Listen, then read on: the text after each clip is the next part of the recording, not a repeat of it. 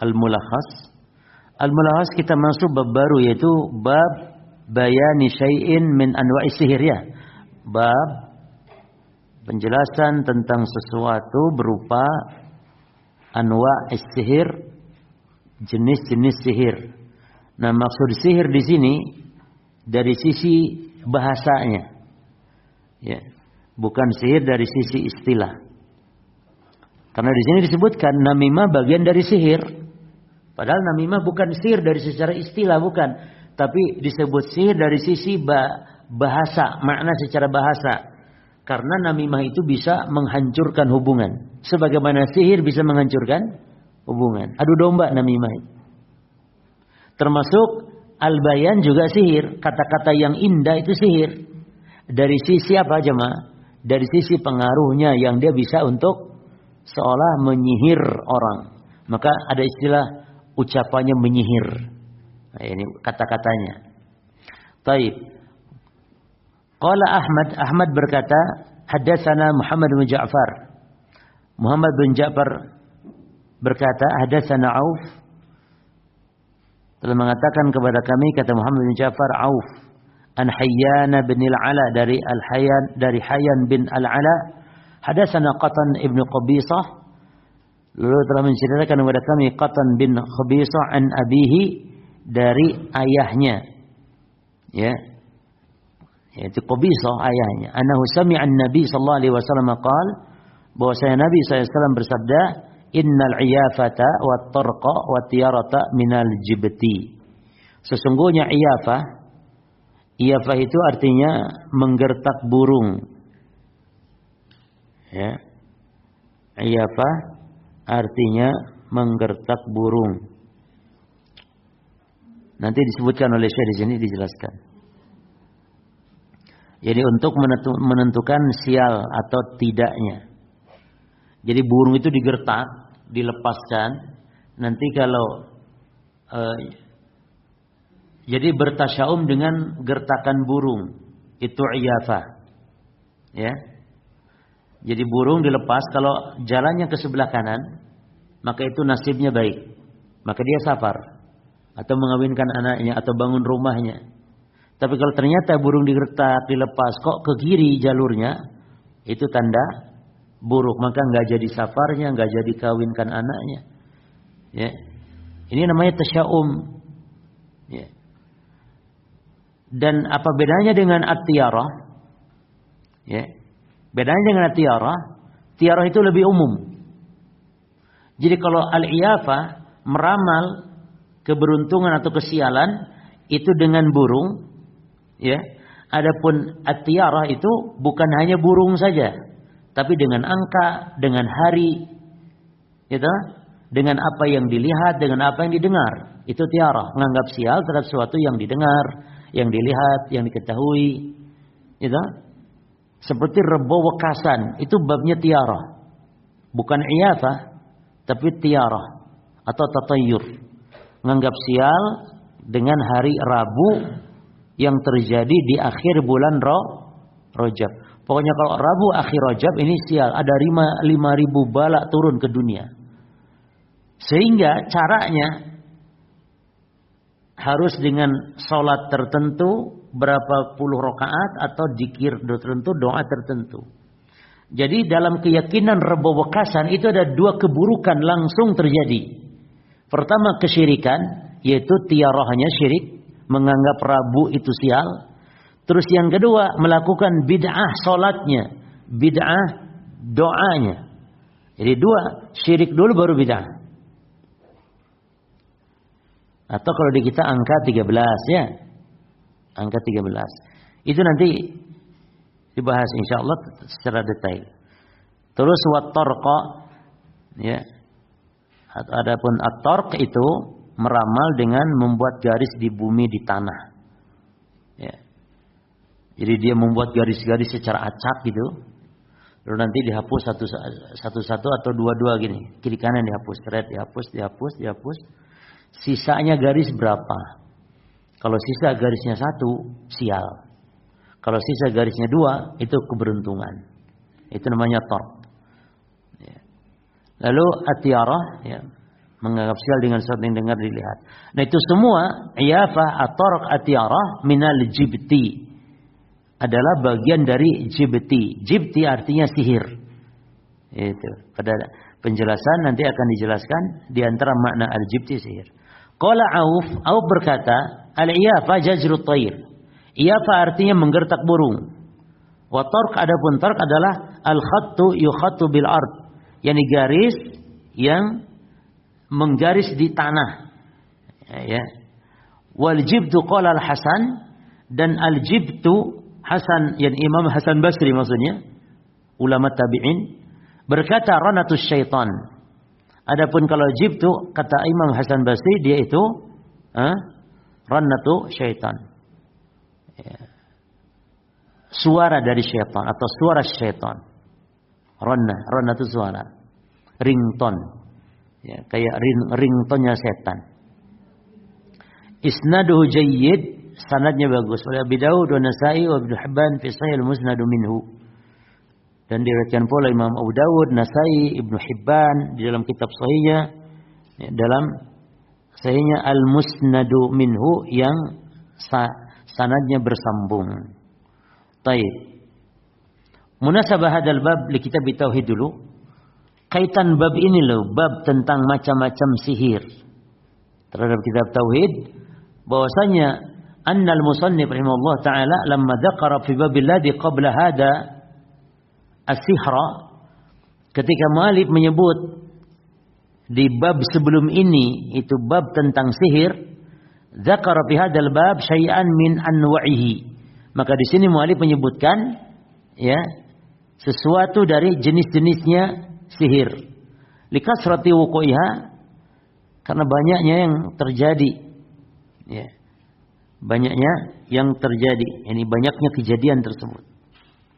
Wa khafaiha 'alan nas, dan banyak orang yang tersamarkan, tersembunyi dari pengetahuannya tentang masalah sihir yang macamnya banyak ini, hatta dhannuha min karamatil auliya, sehingga sebagian orang menganggap sihir itu adalah karamah, padahal sihir gitu jemaah. Maka cara mendeteksinya ini sihir atau karamah gampang jemaah. Kalau karamah tidak datang kecuali dari orang yang bertakwa, dari ahli sunnah. Nggak mungkin ahli bid'ah punya karamah. Ahli bid'ah itu tidak punya karamah, yang punya sihir. Jadi karamah itu dari ahli bid'ah. Dan karamah tidak harus datang kepada setiap orang bertakwa, enggak. Tapi kapan dibutuhkan Allah anugerahkan. Tidak setiap orang yang bertakwa. Buktinya di zaman para sahabat karamah itu sedikit sekali kejadiannya. Di zaman sahabat. Justru banyak kisah-kisah karamah di zaman tabi'in justru. Padahal kalau ketakwaan, takwa sahabat daripada tabi'in. Nah jadi karamah itu Allah berikan kepada siapa yang Allah kehendaki, yang memang dihajatkan untuk menguatkan iman, karamah itu. Dan kalau sihir datang dari orang-orang kafir, orang musyrik, orang yang berbuat bid'ah, yang merubah-rubah agama, ahli maksiat, ya itu sihir. Terus kalau karamah tidak dipelajari, nggak bisa dipelajari. Ya. Tapi kalau sihir dipelajari, maka orang yang kebal bacok sekarang itu kan hasil dipelajari, minta bantuan jin. Adapun karamah, kadang orang yang datangnya pun nggak sadar, nggak tahu bahkan. Jadi boro-boro untuk memanggil karamah, untuk mempelajari, enggak. Ketika datang karamahnya pun dia kadang-kadang nggak sadar, nggak ngerti. Ternyata dia sudah dapat karamah. Jelas ya? Jadi karamah tidak bisa dipelajari kalau sihir dipelajari. Taib.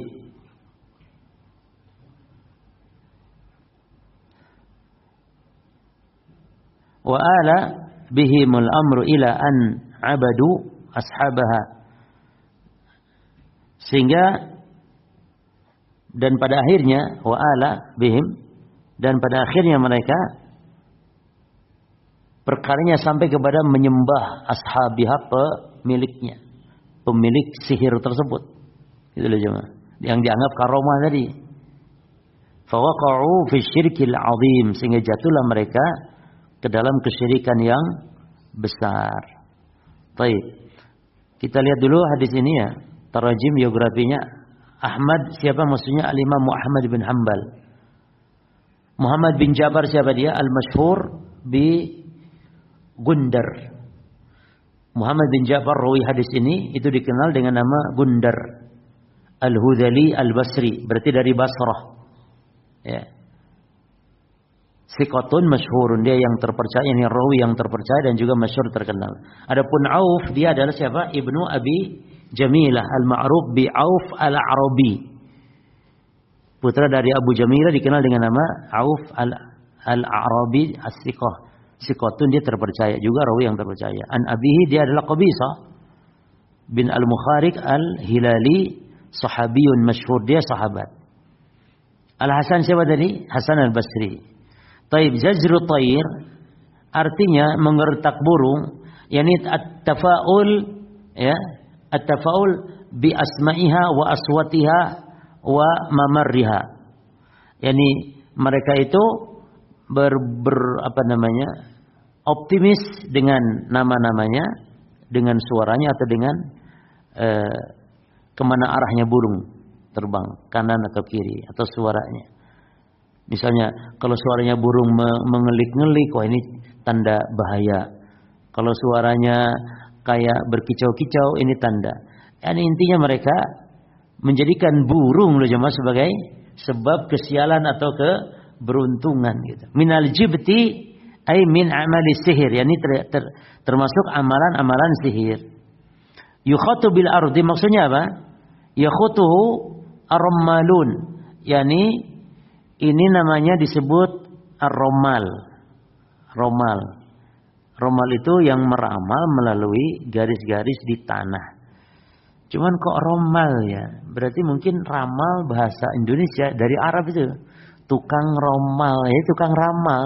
Cuman kan Indonesia ndak bisa ngomong oh ya romal jadi ramal. Kan itu cuma. Ya, Rasul jadi rasul. Ya cuma. Nah, wa yad'una bihi ilmal ghaib, dan dia mengaku dengan itu mengetahui perkara gaib. Al-jibtu rannatu syaitan, ini tafsir terhadap al-jibti bi ba'di afradihi, yakni tafsiran dengan salah satu bagiannya. Wa ranna adalah saut, suara. Wa yadkhulu fihi kullu aswatil malahi, dan termasuk ranna juga adalah setiap suara-suara yang al-malahi, suara-suara hiburan, seperti suara-suara alat musik, ya. Suara-suara yang melalaikan, malahi, ya, itu termasuk ranatus syaitan. Wa adafahu ila syaitan, dan disandarkannya kepada setan suara-suara tersebut, yanahu yad'u ilaihi, karena setan mengajak kepadanya. Baik. Munasabah hadzal hadis lil bab. Baik. Wala bi Daud anna haula'i rawahu al-haditsa wa iqtasaru ala al-marfu'i minhu walam yadhkuru tafsir Aufin.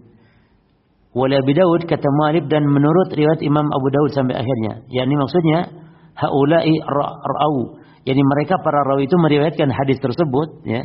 Waqtasaru, dan mereka hanya sebatas alal marfu', yang marfu' saja. Jadi meriwayatkan hanya yang marfu' saja. Walam yadhkuru tafsir Aufin, dan tanpa menyebutkan penafsiran dari Auf. Yang dalam riwayat Abu Dawud diriwayatkan secara marfu dari Nabi, ya, tanpa ada penyebutan tafsiran dari Auf. Baik, munasabah hadis lil bab, keterkaitan hadis terhadap bab. Bayanu anna al-iyafah wa at-tarq wa at-tiyarata min al-jibt alladhi huwa sihru al-munafi li tauhid. Keterkaitan hadis dengan bab apa? Babnya tentang jenis-jenis sihir, bahwa iyafah dan tarq dan tiarah itu dari al-jibit, bagian dari al-jibit. Ya.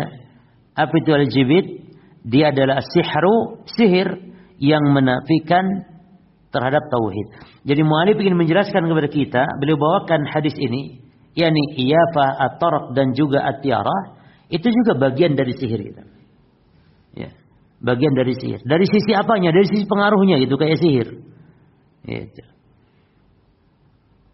Makanya di dalam bab ini mu'allif menyebutkan ada sekitar 6 bentuk sihir ini. Yang pertama ini dia. Taib. Bukan pertama, apa tadi? 3 ya berarti ya. At-tiyarah, al-i'yafah, at-tarq dan at-tiyarah. Taib, ma yustafadu min al-hadis? Apa yang kita ambil faedah dari hadis ini? Yang pertama, tahrimud di'ai ilmil ghaib. Haram mengaku ilmu ghaib. Makanya para dukun dikafirkan dari 2 sisi. Sisi ngaku gaibnya itu kufur. Yang kedua sisi bermuamalah minta tolong dan perlindungan kepada setan. Maka dukun semakin sakti itu semakin kufur. Ya. Karena syarat-syaratnya semakin berat. Gitu. Maka mengaku tahu gaib itu haram. Karena berarti mendustakan Quran. Karena kata Quran tidak ada yang tahu gaib kecuali hanya Allah. Nah, dia kok malah ngaku gaib selain Allah. Maka ini menafikan yunafi tauhid. Yang kedua, tahrimu tiyarah, haramnya bertatayur, yakni menganggap sial terhadap sesuatu yang tidak ada dasar kesialan disandarkan kepadanya. Tidak ada sial dalam hadis, tidak ada kesialan, ya kecuali pada 3 hal. Dan yang paling sial itu adalah dosa. Yang paling bawa sial dalam hidup manusia adalah dosa. Ya. Akan berpengaruh, bahkan di dunia terasa. Para salaf itu, jangankan pengaruh kepada keluarganya, hatta kuda tunggangannya, onta tunggangannya ngadat, itu sebab dosa yang dilakukan oleh pemiliknya. Jadi kita ada problem-problem, itu ada peran dosa itu jemaah. Tobati. Antum punya istri antum bangkang, bisa jadi dosa antum. Antum punya anak, baju antum lah contohnya lah. Ada orang punya anak, anaknya nakal, itu bisa jadi peran dosa, peran orang tuanya di situ. Jadi jangan dulu menyalahkan, lihat. Ya.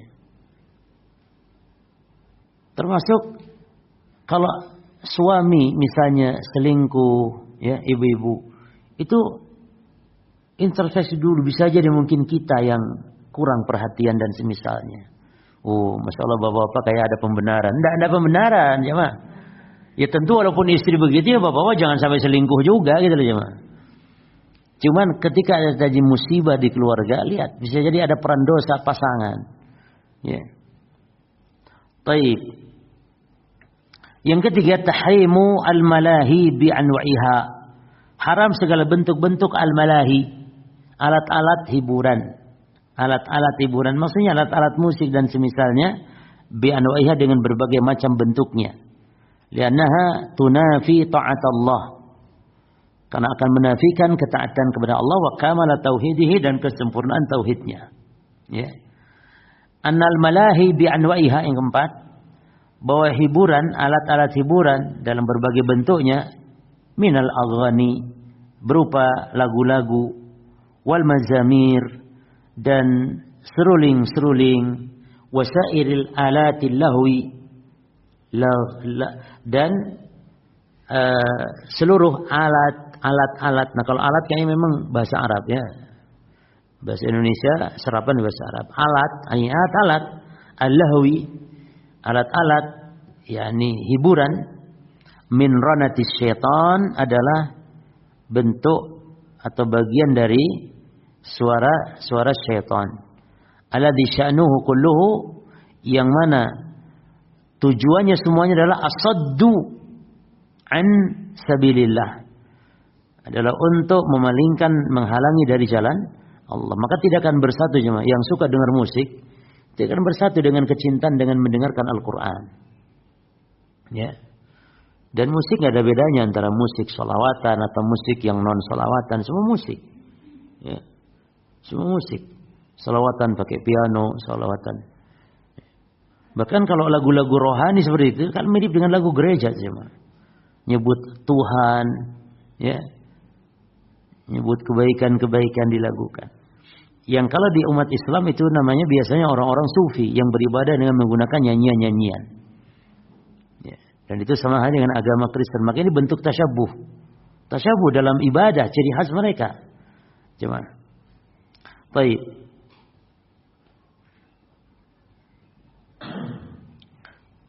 Lalu hadis berikut, wa Ibnu Abbas radhiyallahu anhu maqal, qala Rasulullah sallallahu alaihi wasallam, dari Ibnu Abbas semoga Allah meridainya, dia berkata, Rasulullah SAW bersabda, maniktabasa, barang siapa yang mengambil syu'batan, cabang, ya, minan nujum, dari ilmu perbintangan, faqad iktabasa, maka dia telah mengambil syu'batan, cabang minasihir, dari ilmu sihir. Ilmu nujum ada dua macam, jemaah. Nanti akan dijelaskan juga di sini oleh Syekh. Ya. Yang pertama ilmu at-ta'sir, ilmu perbintangan yang digunakan untuk meyakini adanya pengaruh-pengaruh yang terjadi di alam semesta atau di muka bumi. Misalnya dengan kesialan, bintang ini membawa sial, bintang itu membawa sial misalnya, maka ini namanya ilmu taksir, hukumnya syirik. Ya. Hukumnya syirik. Bisa syirik besar, bisa syirik kecil. Kalau hanya mengatakan sebab, maka ini syirik kecil. Tapi kalau bintang ini yang membuat sialnya, bidatiha, bintang itu sendiri yang berpengaruhnya, maka itu syirik akbar. Ya. Maka orang yang menisbatkan berjamaah hujan kepada bintang itu ada dua macam. Contohnya, yang pertama yang berdoa kepada bintang, wahai bintang fulan, ya, turunkanlah hujan. Maka ini syirik akbar dalam ibadah, dalam uluhiyah. Tapi kalau meyakini bintang fulan yang menurunkan hujan, maka ini syirik akbar dalam rububiyah. Tapi kalau mengatakan hujan karena sebab bintang A, bintang B, bintang ini, bintang itu, tapi Allah yang menurunkannya, ini syirik kecil. Jadi ilmu ta'sir perinciannya demikian. Adapun yang kedua, ilmu nujum, ilmu perbintangan, ilmu tasyir, ilmu peredaran, yakni untuk menetapkan waktu atau tempat. Nah ini boleh. Kalau waktu misalnya musim, kalau tempat arah misalnya, termasuk arah kiblat, ya, menentukan barat, timur, kompas. Jadi bintang dijadikan alat untuk meminta petunjuk arah, ini boleh. Atau perakiraan cuaca waktu, ini dibolehkan, atau musim dan semisalnya. Yang dimaksud oleh Nabi dalam hadis, barang siapa yang mempelajari bagian cabang dari ilmu perbintangan, dia telah mengambil cabang ilmu sihir. Zada mazada, semakin bertambah ilmu dipelajari, semakin bertambah lagi dosanya. Hadis riwayat Abu Daud dengan sanad yang sahih. Maniktabasa, siapa yang mengambil, yakni siapa yang manta'allama, siapa yang mempelajari. Syu'batan artinya sebagian. Ini ta'ifatun wa qit'atun. Ini syu'batan minasihir, yakni telah mempelajari dari ilmu sihir, al-ma'lumu ta'limu, yang diketahui keharamannya. Zada mazada maksudnya apa? Kullama zada min ilmi nujum, setiap bertambah ilmu perbintangannya, zada lahu minal isim, semakin bertambah dosanya, seperti dosanya tukang sihir. Tapi ilmu nujum yang mana yang maksud? Ilmu nujum at-ta'sir. Ya. Au zada, atau maksudnya juga bersemakin zada min iktibasi syu'abi sihir, atau maksudnya juga semakin bertambah, ya, semakin banyak mengambil apanya, ilmu sihirnya. Misal majada min iktibasi ilmi nujum, ini semakin banyak mengambil ilmu sihirnya, sebagaimana juga semakin banyak mengambil ilmu bintangnya. Ya, taib. Al-mana? Berarti di sini disebutkan apa para jemaah? Yang bagian dari sihir, ya, mempelajari ilmu nujum atau at-tanjim. Nanti ada bab khusus insyaallah. Ada babnya khusus. Baik, terus al-ma'na al-ijmali lil hadis, makna global terhadap hadis. Yukhbiru sallallahu alaihi wasallam fi hadzal hadis, Nabi mengkabarkan dalam hadis ini khabaran ma'nahu, yaitu sebuah kabar berita yang maknanya an-nahyu wa tahdzir. Jadi dalam kaidah bahasa Arab itu ada berita, tapi isinya itu larangan, isinya peringatan. Ada lagi berita, isinya tuntutan, berharap, meminta permohonan. Contoh misalnya rahimahullah. Ini kan berita. Rahimahullah.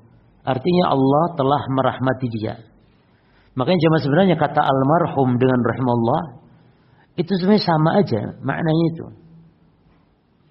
Maka kalau Syekh Utsaimin enggak terlalu ketat dalam ngomong almarhum, fulan almarhum.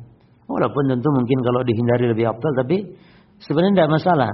Apalagi sudah dipahami di masyarakat. Jadi almarhum maknanya doa sebenarnya. Semoga Allah merahmati. Ya, bapak saya almarhum misalnya. Masih hidup ya almarhum saya. Atau sebulan bapaknya ya telah meninggal misalnya. Nah, jadi antara rahimallah itu kan berita, tapi isinya doa. Semoga radhiyallahu anhu, semoga. Gitu. Kecuali memang yang ada dalil, ya, seperti Nabi mengatakan, la'natullah 'alal yahud wa nasara ittakhadhu qubur anbiya'ihim masajid. Allah melaknat Yahudi Nasrani yang menjadikan kubur-kubur nabi-nabi mereka sebagai masjid, tempat ibadah. Ini ada dua makna kata para ulama. Yang pertama, Nabi mendoakan, yakni semoga Yahudi Nasrani mendapat laknat Allah. Atau yang kedua, bukan mendoakan, tapi memang Nabi memberitakan karena memang Yahudi Nasrani sudah dilaknat. Itu. Melalui lisan Nabi Daud kan sudah dilaknat. Nah, seperti itu. Di sini sama, Nabi mengkabarkan, namun makna dari kabar ini larangan dan at-tahdzir, peringatan. Anna man ta'allama syai'an min at-tanjimi, bahwa siapa yang mempelajari sesuatu dari ilmu perbintangan faqad ta'allama syai'an min as-sihir al-muharram, maka berarti dia telah mempelajari sesuatu dari ilmu sihir yang terlarang. Wa kullama zada ta'allamuhu tanjima zada ta'allamuhu sihra, semakin bertambah mempelajarinya ilmu perbintangan tadi, semakin bertambah pula mempelajari sihirnya. Wa dzalika li anna tanjim, hal itu karena bahwasanya ilmu perbintangan itu tahkumu ala al-ghaib, karena mereka itu ilmu perbintangan itu adalah berhukum ya, kepada hal-hal gaib. Ya. Yani berhukum maksudnya yani berusaha untuk menguasai gitu perkara gaib. Bihaitsu, di mana inna al-munajjim, bahwa tukang nujum yuhawilu berusaha ya, iktisyaf al-hawadits, menyingkap kejadian-kejadian al-mustaqbala, yang akan datang, allati hiya min ilmil ghaib, yang mana dia adalah ilmu ghaib, ada istasarallahu bi ilmihi, yang Allah rahasiakan pada ilmunya, tapi dia berusaha untuk menyingkap. Nah, tukang-tukang ilmu perbintangan, meramal ya. Maka di situ sisi keharamannya, karena dia berhubungan dengan perkara-perkara gaib. Maka munasabah hadis al-bab, kaitan hadis terhadap bab, anna Nabi sallallahu alaihi wasallam akhbara fihi anna tanjim naw'un min anwa'i sihir. Nabi mengkabarkan di dalam hadis tersebut bahwa ilmu nujum adalah bentuk di antara bentuk sihir. Nujum yang mana tadi? Yang taksir, yang berpengaruh. Baik. Faedah dari hadis awalan, tahrimut tanjim, haramnya ilmu nujum. Alladhi huwa al-ikhbar anil mustaqbal i'timadan ala ahwalin nujum. Yaitu tanjim itu dia adalah al-ikhbar, mengkabarkan, anil mustaqbal, tentang waktu yang akan datang, i'timadan, yang berpegang, ala ahwalin nujum, kepada ahwal, kondisi gitu ya, keadaan bintang-bintang. Li'annahu min iddia' ilmil ghaib, karena hal itu min iddia', termasuk mengaku ilmul ghaib, ilmu ghaib. Hadza mimma ikhtassallahu bihi, dan tentang ilmu ghaib adalah sesuatu yang Allah khususkan, yani hanya Allah yang mengetahui. Dua, anna tanjim min anwa'is sihir, bahwasanya yang namanya ilmu perbintangan itu min anwa'i sihir, ada di antara bentuk-bentuk sihir al-munafi li tauhid, yang menafikan tauhid. Id karena fihi di dalam ilmu nujum ta'alluqun bi ghairillah. Dia ada ketergantungan bergantung kepada selain Allah. Wa ittikhadu asbabi ghairin syar'iyyah. Dan dia mengambil sebab yang tidak disyariatkan. Karena penetapan sebab harus dengan dua cara. Satu cara dari wahyu, dua cara dari uji coba yang sudah diuji gitu. Secara pengalaman. Nah sementara ini tidak ada. Mana bintang ini menjadi sebab ini sebab itu kan tidak ada. Tapi kalau Panadol sebab kesembuhan ada tuh dalilnya. Apa? Uji klinis dan uji coba pengalaman. Paracetamol adalah sebab kesembuhan sakit demam. Paracetamol ada dalilnya gitu. Apa dalilnya? Dalil tajrubah. Habatus sauda, madu, air zam-zam, dalil wahyu. Nah sekarang bintang mana dalilnya kalau itu sebab? Sebab sial ini, sebab datang rezeki ini itu. Biasanya nih ilmu apa? Dulu kalau di majalah-majalah ini suka ada tuh majalah-majalah remaja, suka ada astrologi ya cuma. Jadi kalau bintang Virgo tuh lahirnya kapan dan sampai kapan ya? Nanti hari ini jangan keluar nanti rezeki seret. Ini nanti akan terjadi demam karena sekarang musim hujan yang bintang Virgo. Masih ndak Virgo nih hujan ya aja metu supaya ndak masuk angin. Ya. Nah, itu termasuk itu bahaya, enggak boleh. Ya.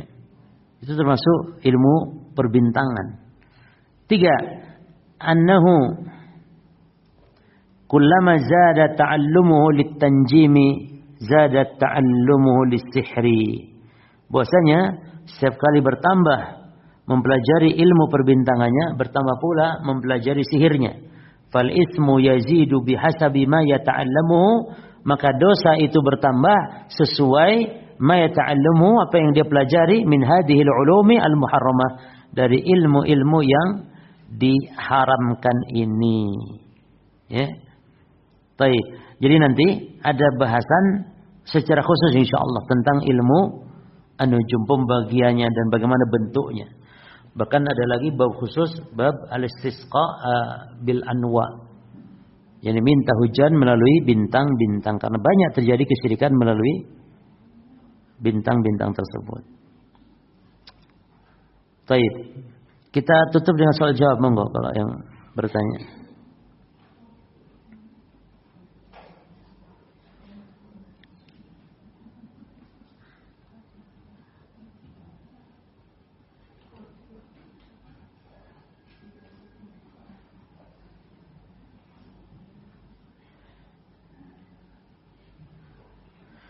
Taib di dalam bab ini ya, bab bayan penjelasan tentang jenis-jenis sihir. Itu mu'alif menyebutkan ada berapa di antara jenis sihir di sini?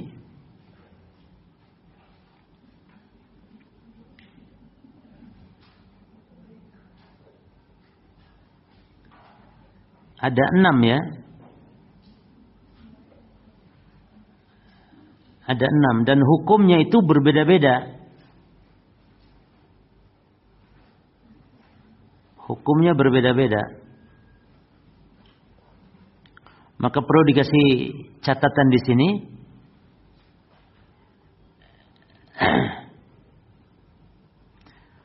Ada yang hukumnya syirik besar. Ada yang hukumnya syirik kecil. Ada yang hanya haram tidak syirik. Jadi mu'alif menyebutkan ada 6 di sini. Apa yang pertama tadi? Al-iyafah. Yang kedua, at-tark. Yang ketiga, at-tiyarah. Baik, ini semuanya adalah syirik kecil. Terus yang keempat apa tadi? At-tanjim. Ilmu perbintangan. Ini bisa jadi ada yang syirik kecil, ada yang syirik besar. Lalu yang kelima, al-adhu atau an-namimah. Itu haram, enggak sampai syirik. Namimah, adu domba. Terus nanti yang keenam adalah al-bayan, ucapan atau kefasihan dalam berbicara. Itu hanya sampai haram saja. Nah, inilah 6 poin yang disebutkan mu'alif yang dia adalah bagian dari sihir, dari sisi pengaruhnya gitu loh. Iya jemaah. Seperti adu domba, pengaruhnya itu kayak sihir, memecah belah. orang yang bersahabat menjadi pecah belah. Ya, gara-gara adu domba tadi. Gara-gara an-namimah, yaitu naqlul kalam 'ala al-ghair li ajlil ifsad. Ini menyampaikan berita kepada orang lain tujuannya untuk merusak. Ya. Baik, jadi muallif menyebutkan jenis-jenis sihir di bab ini. Muallif menyebutkan jenis-jenis sihir di bab ini, yakni sihir dari sisi arti, dari sisi secara bahasa, bukan secara istilah syariat. Ya, dari sisi bahasa. Bukan dari sisi istilah syariat. Karena hakikatnya bukan sihir, adu domba kan bukan sihir hakikatnya. Ya kan? Tapi disebut sihir atau bagian dari sihir, kenapa? Pengaruhnya memecah belah orang, sebagaimana sihir. Ya. Jadi di sini sekali lagi ada berapa macam? Ada 6 jenis ya, sihir yang disebutkan mu'allif, di mana dari sisi bahasa, dari sisi yakni pengaruhnya seperti sihir.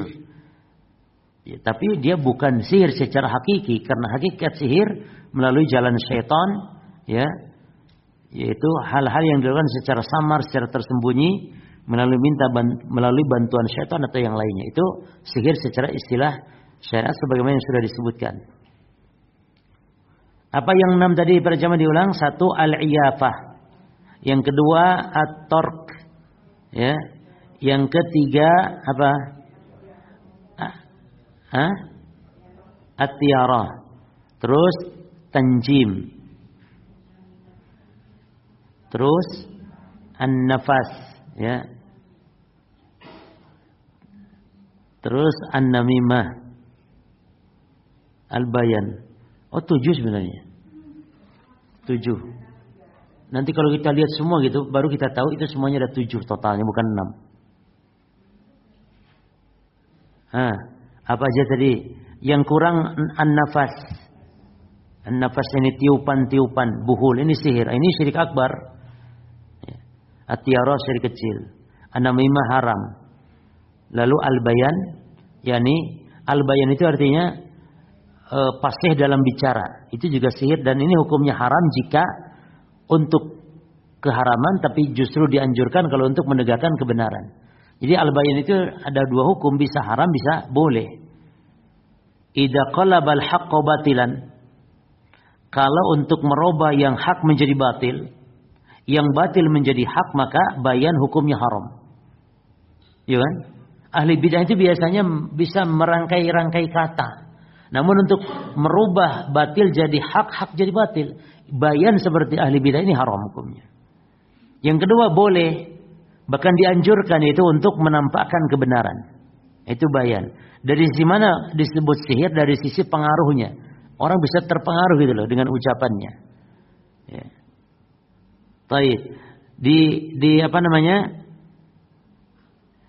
Diulang sekali lagi. 1 al-iyafah. Dari dalil yang ada di bab ini ya. 2 at-torku. 3 at-tiyarah. 4 at-tanjim. 5 an-nafas, tiupan-tiupan sihir, ya. 6 an-namimah, 7 al-bayan. Ya. Jadi muallif membawakan dalil-dalil pada 7 poin ini. Cukup ya. Demikian Allah taala alam, naktafi bihadzal qadar. Oh iya, perlu saya sampaikan Bapak Ibu, sebuah kaidah penting dalam kehidupan. Kaidah itu bunyinya la tasghiri al-hasanat wa in qallat. La tasghiril hasanat wa in qallat. La tasghiri. Jangan menganggap kecil, menganggap remeh kebaikan.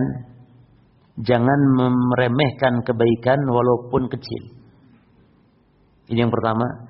Yang kedua, wala tahtaqiris sayyi'at, Dan jangan meremehkan dosa wa in daqqat, walaupun kecil. Contohnya hasanah walaupun kecil jangan diremehkan. Contohnya pelacur dari kalangan Bani Israel masuk surga gara-gara memberi apa coba? Memberi minum air, memberi minum kepada anjing yang kehausan. Bayangkan. Dengan sebab itu, ada orang di surga bergelantungan di dahan, di ranting pohon yang dulu ketika di dunia ranting dahan pohon dia buang. Jadi subhanallah, bisa jadi loh kita masuk surga ya dengan hal yang sepele itu. Maka jangan anggap sepele, kata Nabi, la tahtakiran fil ma'rufi syai'a. Jangan kau remehkan kebaikan sedikit pun. Hatta walau tabassamu li wajhi akhik, walaupun hanya sekedar senyum ke wajah saudaramu. Kita ini kadang-kadang malas. Jadi jangan sampai kita lewatkan kalau kesempatan diberikan Allah untuk berbuat baik. Jangan nanti. Contoh, jenengan sedang jalan. Di jalan situ ada sedikit batu, sedikit kayu melintang. Jenengan turun dulu bentar, dibuang. Bisa jadi itu yang menyebabkan kita masuk surga. Bisa jadi bukan tahajudnya, bukan sedekahnya, itu yang kita anggap remeh. Jadi kalau Allah sudah buka pintu kebaikan, jangan kita jangan kita tinggalkan, kita lewatkan begitu saja. Apalagi kalau kita memberi makan kepada orang yang lapar. Manusia, orang beriman lagi, orang yang bertakwa, penuntut ilmu, para santri misalnya, para penghafal Quran, tentu lebih besar lagi pahalanya. Anjing saja Allah berterima kasih kepada pelacur ini, lalu Allah masukkan ke dalam surga. Tapi yang kedua, jangan anggap remeh juga dosa. Karena sekecil apapun dosa, tetap bawa sial, bawa pengaruh. Bahkan bisa jadi dengan satu kata yang diucapkan bisa jatuh kepada kesyirikan, kekufuran, waliyadzubillah. Maka ini hal yang kalau seandainya manusia berpegang teguh dengan dua poin ini, maka niscaya dia akan mendapatkan kebahagiaan. Maka ini disebut qaidatun najah, kaidah supaya selamat dunia akhirat.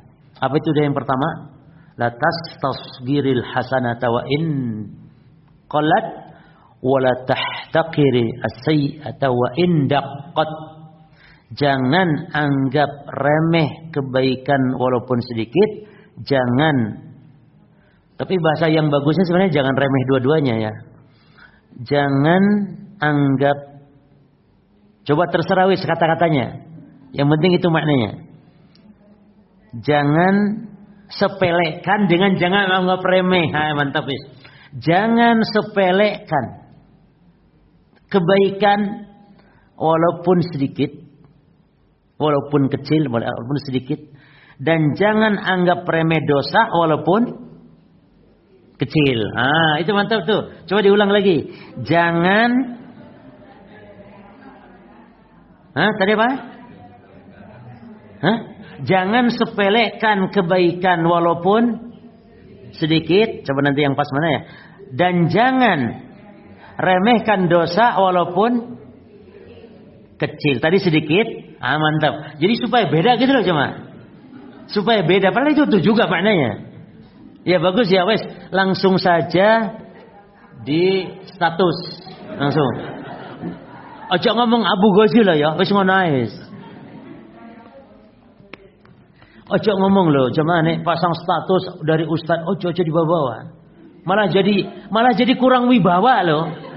Alah mi Abu Ghazi loh. Tapi coba nih, enggak karya sopo-sopo kan, masya Allah. Ya. Cuman bisa se-Arab-Arabnya cuma. Apa Arabnya? La tas ghiri al hasanata. Ayo belajar imla, belajar bahasa Arab. La tas. Jadi yang tak sin, taib, tak lagi lalu sod. La tas green ro, la tasghir. Lalu al hasanata wa in qallat qaf lam ta, ya.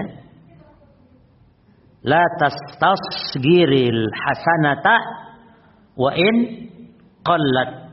Lalu yang keduanya wala tahtaqir. La tahtaqir. Tahtaqir ta ha ta qaf ra. Bingung nulisnya gitu aneh. La tahtaqir as-sayyi'ata wa in daqqat dal qafnya ditasydid qaf lalu ta ya bukan to ta daqqat itu walaupun yakni kecil. Baik, cukup ya, itu sebenarnya banyak dalilnya. Oh, saya punya PDF-nya, sekalian tak kirim nanti. Ya, saya punya PDF-nya juga dengan dalil-dalilnya, kaidah ini. Wis tak kirim, tapi itu sangat penting sekali, masya Allah. Ya, tak kirim ya nanti. Lewat Ibu Hanum, nanti di share ke jamaah. Baik, wis nggak usah nyulis saya, wis capean, engkau aja di. Tapi wallahu alam, subhanakallah wa bihamdika asyhadu an la ilaha illa anta astaghfiruka wa atubu ilaik. Assalamualaikum warahmatullahi wabarakatuh.